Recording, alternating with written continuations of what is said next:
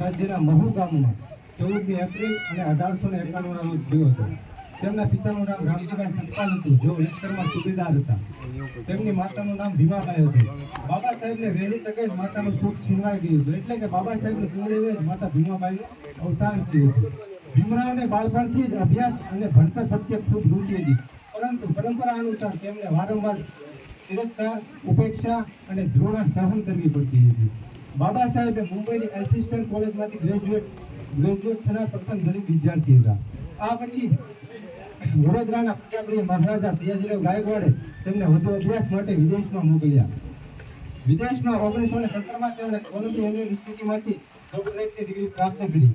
બાબા સાહેબે હિન્દુ કોડવેલ થકી તમામ મહિલાઓને અધિકારો અપાવ્યા, જેવા કે મહિલાઓને શિક્ષણનો અધિકાર, મતદાનનો અધિકાર, આંતરજ્ઞાતિ લગ્નનો અધિકાર, તેમજ આવા તો ઘણા બધા અધિકારો મહિલાઓ તેમજ આપણા સમાજને અપાવ્યા છે. શુદ્રોને શરમાવનારો અને પ્રાચીન ભારતના કાયદા ગ્રંથ ગણાતા મનુસ્મૃતિને બાબા સાહેબે જગરમાં સળગાવી હતી. બાબા સાહેબ હંમેશા કહેતા હતા કે શિક્ષિત બનો, સંગઠિત બનો અને સંઘર્ષ કરો. બાબા સાહેબે શિક્ષણને અનુલક્ષીને મહત્વપૂર્ણ પંક્તિ કહી છે કે શિક્ષણ એ સિંહણનું દૂધ છે. શિક્ષણ એ સિંહણનું દૂધ છે, જે પીશે તે પ્રાણ જ રાખશે. આમ જોવા જઈએ બાબા સાહેબ વિશે બોલવા જોઈએ તો દિવસ રાત ઘણા બધા ઉભા પડ્યા છે. આજે આપણે ઘણા આગળ મહેમાનોને કે અન્ય વ્યક્તિઓને સાંભળવાના છે, તેથી મારું વક્તવ્ય અહીંયા જ પૂર્ણ કરું છું. જય ભીમ, નમો બુદ્ધાય.